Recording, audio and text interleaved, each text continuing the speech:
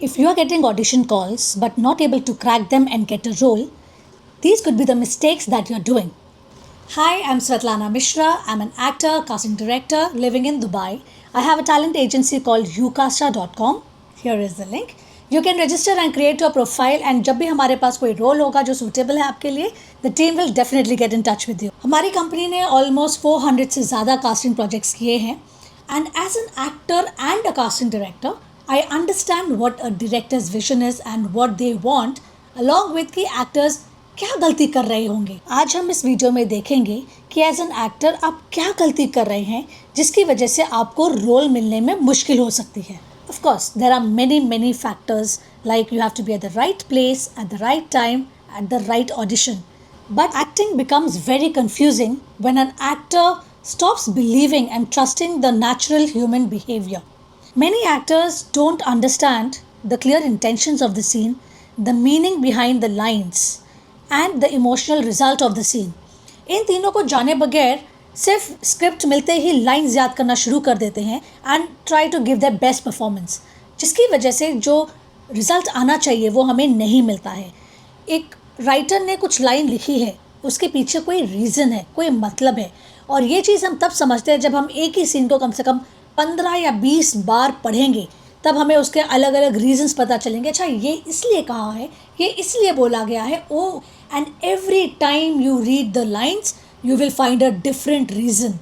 That is why कभी भी 2 या 5 बार लाइन्स रीड करने के बाद ऑडिशन नहीं दे. Always read it minimum 15 to 20 times. Many actors are trained and told that they should be conscious about how they look, how they sound, are they doing enough to make the people around you happy? But no, that is not how it is to be done. Because the moment you start focusing on these things, your performance goes down.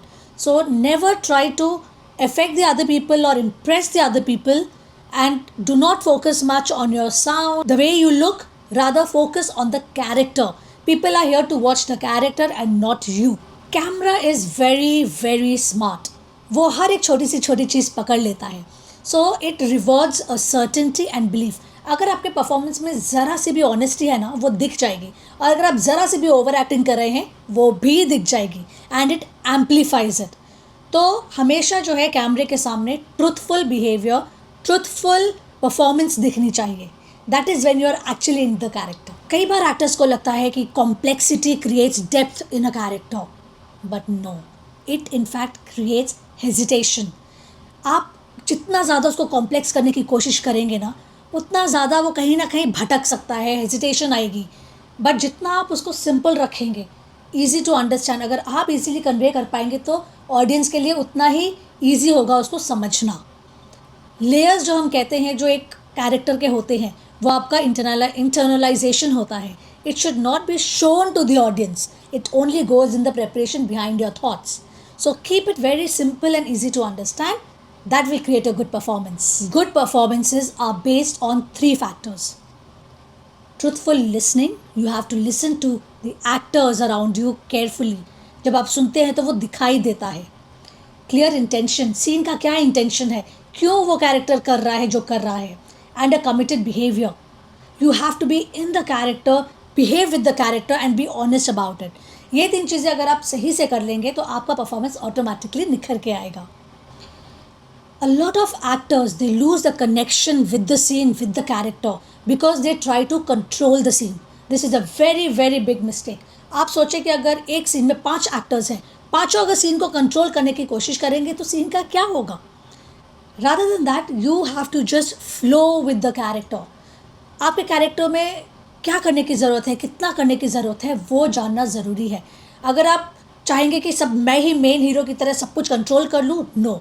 Real life में भी आप अपनी life को control नहीं कर सकते हैं. जो होना है वो होता ही है.